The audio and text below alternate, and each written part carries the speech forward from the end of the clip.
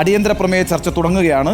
എല്ലാവരുടെയും ഒരു അറിയിപ്പിലേക്ക് മുഖ്യമന്ത്രി മറുപടി നൽകില്ല, മുഖ്യമന്ത്രിക്ക് വോയിസ് റെസ്റ്റ്, അടിയന്തര പ്രമേയത്തിന് മുഖ്യമന്ത്രി ചർച്ചയിൽ പങ്കെടുക്കുകയുമില്ല, മുഖ്യമന്ത്രിക്ക് ആരോഗ്യ പ്രശ്നമെന്ന് സ്പീക്കർ. അപ്പോൾ അടിയന്തര പ്രമേയം ചർച്ച ചെയ്യും.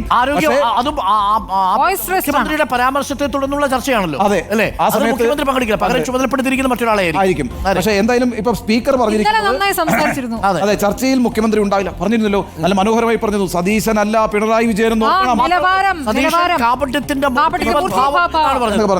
മാത്രമല്ല അടിയന്തര പ്രമേയത്തിന് അനുമതി നൽകിക്കൊണ്ടുള്ള ഒരൊറ്റ വാചകത്തിൽ തന്നെ അടിയന്തരം എന്ന വാക്കിന്റെ സ്ട്രെസ് നമ്മൾ കണ്ടതാണ്.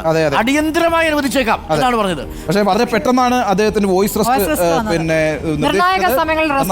അദ്ദേഹം മുഖ്യമന്ത്രി പിന്നെ ഇപ്പോൾ വളരെ സന്തോഷകരമായ കാര്യം, വിനേഷ് ഫോഗട്ടിന്റെ ലീഡ് 4130 വർദ്ധിച്ചിരിക്കുന്നു. വിനേഷ് ഫോഗട്ട് ജുലാനിയിൽ 4138 വോട്ടുകൾക്ക് ലീഡ് ചെയ്യുന്നു. വളരെ പ്രധാനപ്പെട്ട ഒരു കാര്യമുണ്ട്, 30 വോട്ടുകൾക്ക് ലീഡ്. ആദ്യ വിജയം ബിജെപിക്ക് ജമ്മുകശ്മീരിലെ ബസോഹ്ലിയിൽ ദർശൻ കുമാർ 31,874 വോട്ടിന് ജയിച്ചു.